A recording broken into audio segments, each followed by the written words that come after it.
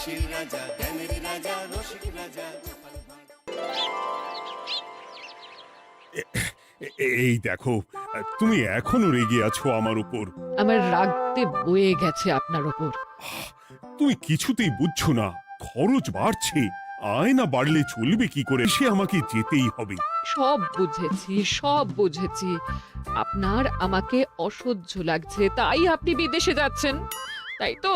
তুমি আমায় ভুল বুঝছো, রাজ্য চালাতে অর্থের প্রয়োজন আছে। কেন এতদিন রাজ্য বুঝি চলছিল না? এতদিন যেভাবে চলছিল সেভাবেই চলবে। সময় পাল্টাচ্ছে, এখন শুধু সিংহাসনে বসে থাকলেই চলে না, দেশ বিদেশ ঘুরে দেখতে হবে কিভাবে রাজ্যের উন্নতি হয়, লাভ হয়, সেই নিয়ে নতুন করে ভাবতে হবে। তার মানে আপনি ঠিক করে নিয়েছেন আপনি যাবেন, তাই তো? হ্যাঁ। আর যতদিন আপনি না থাকবেন এখানে কি হবে ভেবে দেখেছেন মহারাজ?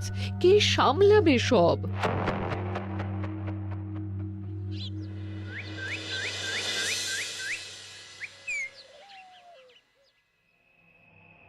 চিঠি?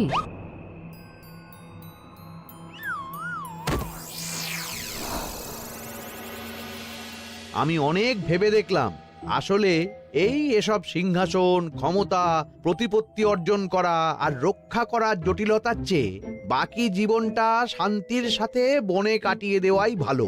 বলছি সবই তো বুঝলাম, কিন্তু এই শান্তিটা কে? মহারাজ সন্ন্যাসী হয়ে গেলেন আর এসব নিয়েও তুমি ভাড়ামি করছো গোপাল? ও মা গো, এবার কি হবে? চিন্তা করবেন না রানীমা, কৃষ্ণনগরকে আমি আমার বুক দিয়ে আগলে রাখবো। আপনার ছাতির মাপটা ঠিক মতো জানেন তো মন্ত্রী মশাই? মানে ওই গোটা কৃষ্ণনগরকে কি আপনি আপনার বুকের মধ্যে আগলে রাখতে পারবেন? গোপাল! মার্জনা করবেন মন্ত্রী মশাই। আমি বলছিলাম কি, ওইসব আগলে টাগলে রাখার আগে ওই ভালো করে খুঁজে দেখুন সব। মানে কি বলতে চাইছো কি তুমি? মহারাজকে খুঁজে বার করুন মন্ত্রী মশাই, লোক পাঠান, তিনি হয়তো এখনো বেশি দূর যেতে পারেননি। এটা কিন্তু ঠিক বলেছে গোপাল, তাকে একবার যদি খুঁজে পাই আমরা। আপনি চিন্তা করবেন না রানীমা, আমি এক্ষুনি লোক পাঠাচ্ছি। আর গোপাল, রানীমাকে বিশ্রাম নিতে দাও, যাও এখন, যত সব।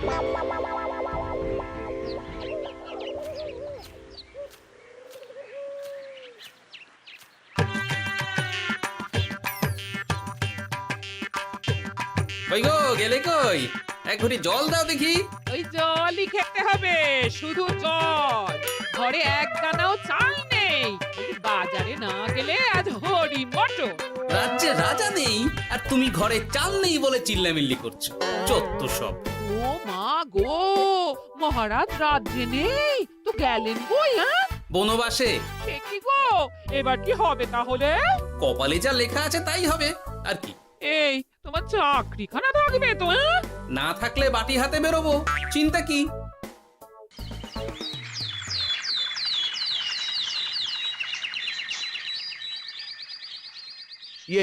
মহারাজ যখন নেই তখন আমি যখন এ রাজ্যের মহামন্ত্রী, তখন আমি এত মানে করার কি আছে মন্ত্রী মশাই? মহারাজ নেই তো কি হয়েছে, রানীমা তো আছেন। আমরা তার কথা মতোই চলব। গোপাল একদম উচিত কথা বলেছে। হ্যাঁ, আমিও তো তাই বলছিলাম। মহারাজ যখন নেই তখন রানীমার নির্দেশ মতোই তো আমাদের সামলাতে হবে সব। কতদিন আর আগলাবে গোপাল? আজ নয় কাল এই শর্মাকেই বসতে হবে এই সিংহাসনে। যতদিন পারি ততদিন তো চেষ্টা করতেই হবে মন্ত্রী মশাই। আপনি যদি চলেন ডালে ডালে, আমি চলি পাতায় পাতায়। রাজা মশাই আছেন? আমি অনেক দূর থেকে আসছি।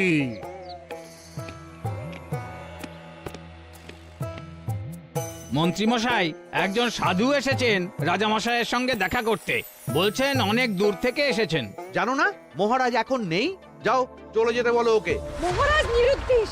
এই মুহূর্তে সত্যিই যদি কোনো প্রাজ্ঞ সাধু বাবা রাজবাড়িতে তার পায়ের ধুলো দেয়, বলা তো যায় না যদি মহারাজের হদিস তিনি দিতে পারেন। ঠিক ঠিক, একদম ঠিক বলছেন পণ্ডিত মশাই। বেশ বেশ, ডেকে আনো তাকে, দেখি সে কি বলে। মহারাজ, আমার প্রণাম নেবেন। উনি মহারাজ নয়, উনি মন্ত্রী। আসুন সাধু বাবা, আসুন, আসন গ্রহণ করুন।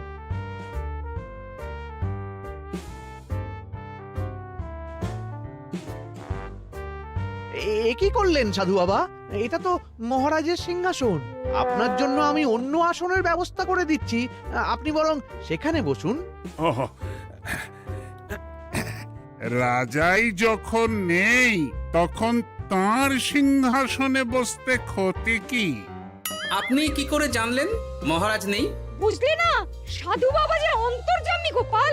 এবার কি হবে? উনি যদি বলে দেন মহারাজ কোথায় আছেন, তাহলে তো আমার আর বাবা পণ্ডিত মশাই, আগেই ওরকম হামলে পড়বেন না। আচ্ছা, আপনি যদি অন্তর্যামী হন, বলুন তো আমাদের রাজা মশাই কোথায় গেছেন? জবর জটা কালো চুলে দে না মা অতীত বলেন। বুম!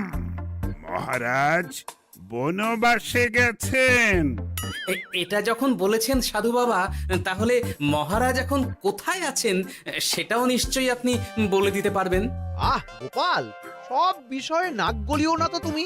ঠিক ঠিক আছে, রাজা মশাইকে নিয়ে চিন্তা হওয়া তো খুবই স্বাভাবিক, কিন্তু গোপাল, রাজা মশাই বনবাসে গেছেন, তাকে আর সংসার মায়ায় বাঁধা ঠিক কাজ হবে না।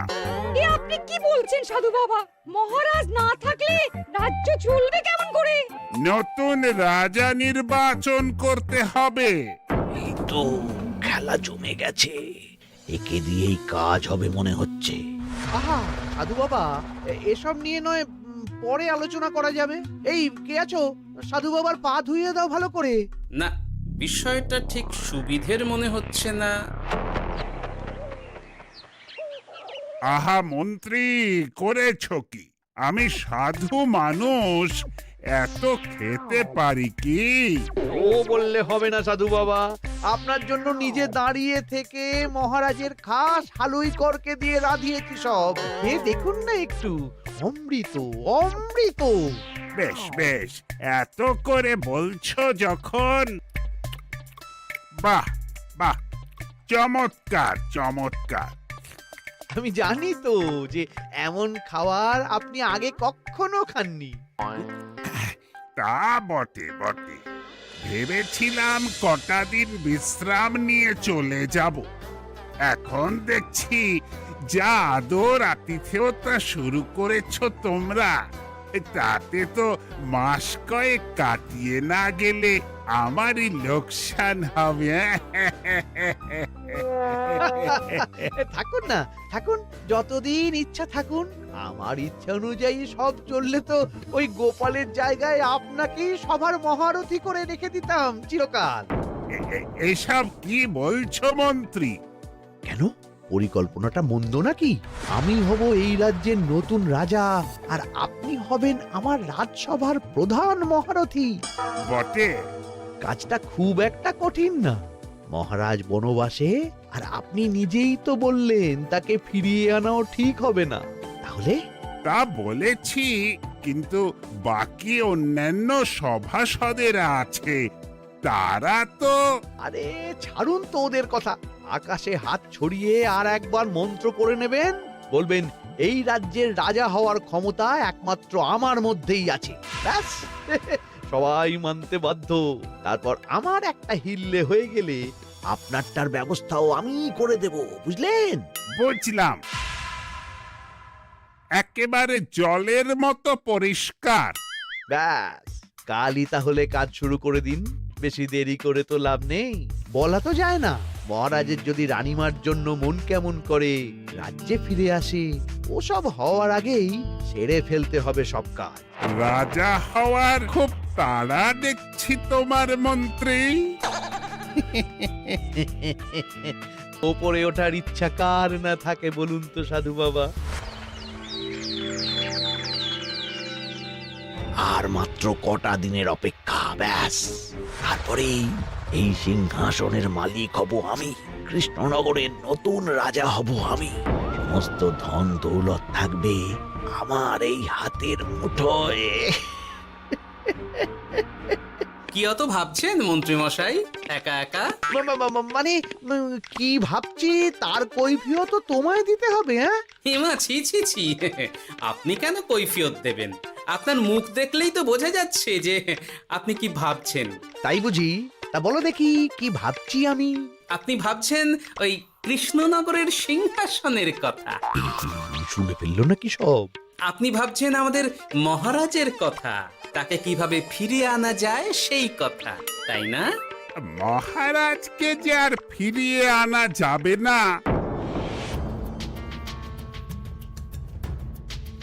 সে কথা তো আগেই বলেছি। তাই যদি হয় সাধু বাবা, আপনি এর একটা কিছু বিহিত করুন, না হলে রাজা ছাড়া রাজ্য। ঠিক বলেছ, রাজা রাজ্য, নুন ছাড়া তরকারি, আলো ছাড়া দিন, জল ছাড়া জীবনের মতো। তাই যত দ্রুত সম্ভব নতুন রাজা নিয়োগ করা দরকার। কিন্তু এ বিষয়ে সিদ্ধান্ত নেওয়ার আগে রানীমার সাথে কথা বলা জরুরি। তার চেয়েও জরুরি একটা কাজ আগে করা দরকার। কিসের কথা বলছেন মন্ত্রী মশাই? গোপালের বহিষ্কার। এ আপনি কি বলছেন মন্ত্রী মশাই? একে রাজা মশাই, তার মধ্যে গোপালের মতো বিচক্ষণ মানুষকে রাজসভা থেকে বহিষ্কার করলে তো রাজ্যেরই ক্ষতি। এটাই হচ্ছে সমস্যা। এই কক্ষে যার যেটা কাজ নয় সে সেটা নিয়ে বেশি চিন্তিত। তুমি বিজ্ঞানে মন দাও, রাজকাজ আমার দায়িত্ব। তাহলে এরকম সিদ্ধান্ত নেওয়ার আগে সবার সাথে আলোচনা করা দরকার। কোনো দরকার নেই, আমি যা বলেছি তাই হবে। রাজ্যের ব্যয়ভার বাড়ছে, এই মুহূর্তে কোনো ভাঁড়কে অযথা বেতন দিয়ে পোষার কোনো মানে হয় না। তাই গোপালেরও কাল থেকে রাজসভায় আসার কোনো দরকার নেই। সবই আমি বুঝতে পারছি মন্ত্রী মশাই। বেশ, আপনি যখন বলছেন, এই আমার শেষ দিন রাজসভায়, চলি সবাই, ভালো থাকবেন।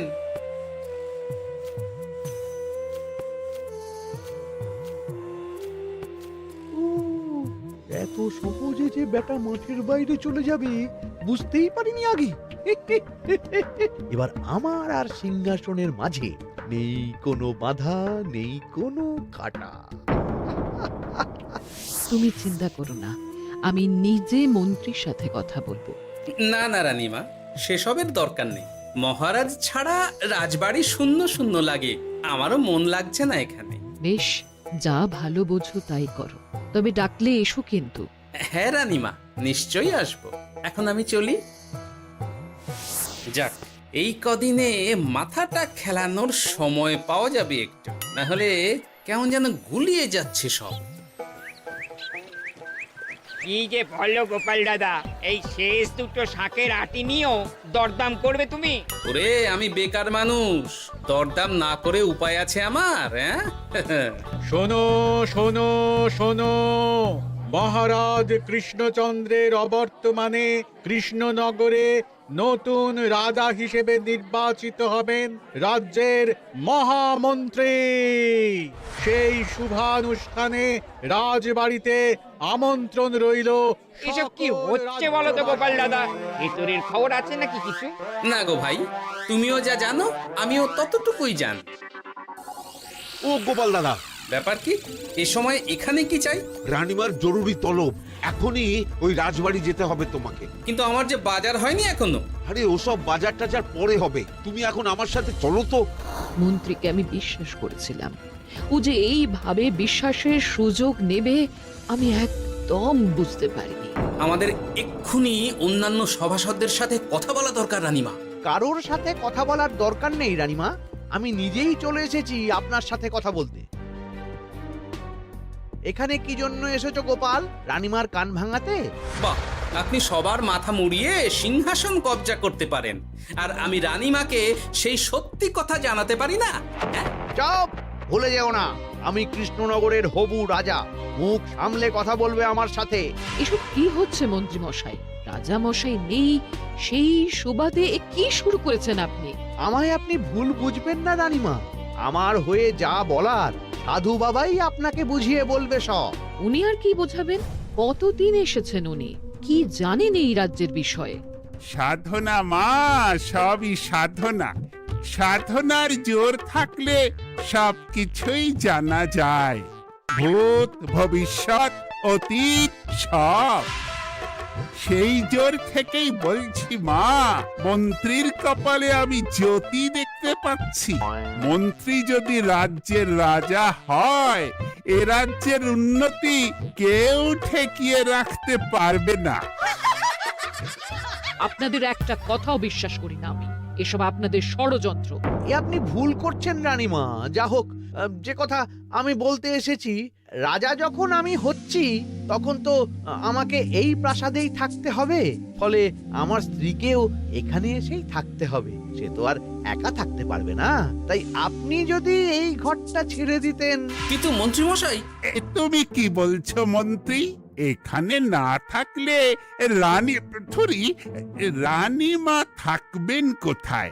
আর আমি তো এমন কোন বিধান দিইনি যে রানীমাকে অন্যত্র পাঠাতে হবে। সবকিছুর জন্য তো আপনার বিধান দরকার নেই সাধু বাবা, এ আমার নিজের বিধান। আমি রাজা হব, আমার স্ত্রী রানী হবে, তারও তো অধিকার আছে রানীর মতো থাকার, রানীর মহলে থাকার। আপনার ব্যবস্থা আমি অন্যত্র করে দেব রানীমা, আপনি কিচ্ছু ভাববেন না। হাজার হোক আপনি আমাদের প্রাক্তন মহারাজের স্ত্রী বলে কথা। কি বলো গোপাল? আমার মনটা আসলে অনেক অনেক বড়, তোমরা খালি দেখতে পাও না সেটা। কাজটা কি আপনি ঠিক করলেন মন্ত্রীমশাই?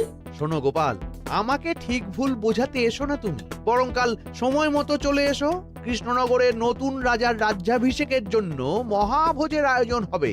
যতদিন পাচ্ছ খেয়ে নাও পেট ভরে।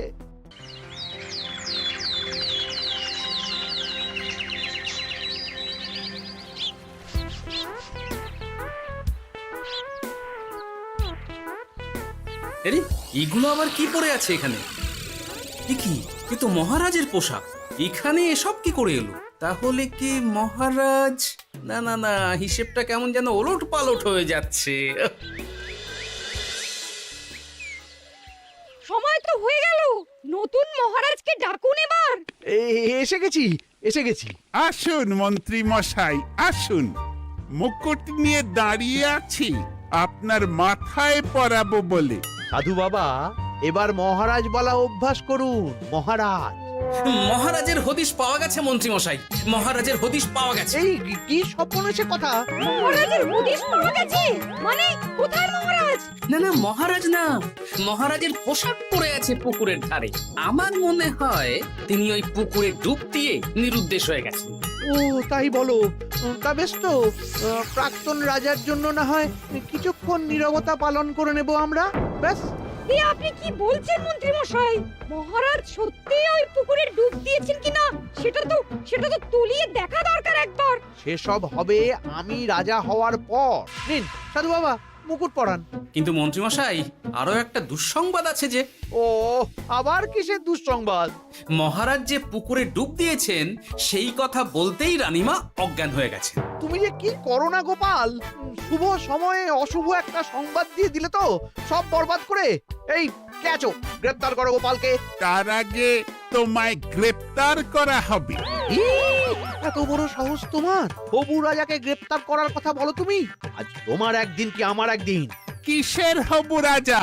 আমি কৃষ্ণনগরের আসল রাজা। হ্যাঁ, আমি।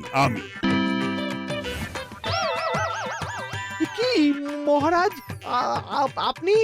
হ্যাঁ, আমি। অনেক দিন ধরে তো তোমার বাড়বাড়ন্ত দেখলাম, আজকে খেলা শেষ। কিন্তু গোপাল, রানী কোথায়? কেমন আছে সে? এক্ষুনি তার কাছে আমাকে নিয়ে চলো। রানীমা ভালোই আছে মহারাজ, কিচ্ছু হয়নি তার। কিন্তু তুমি যে বললে রানী অজ্ঞান হয়ে গেছে। এটুকু মিছে কথা না বললে যে আপনার লুকোচুরি খেলাটা এত সহজে শেষ হতো না মহারাজ।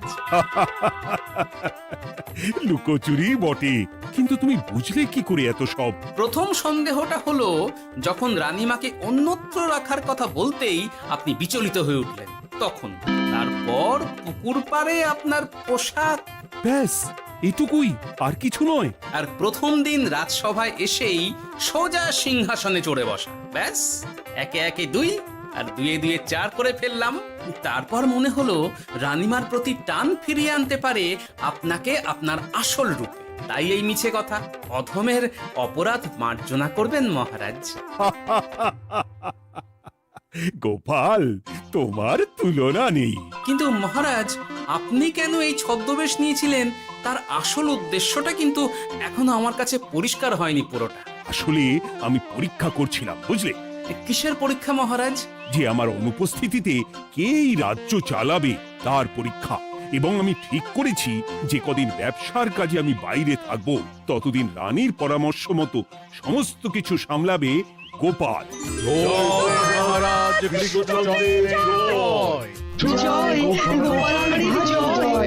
আর আমি মহারাজ?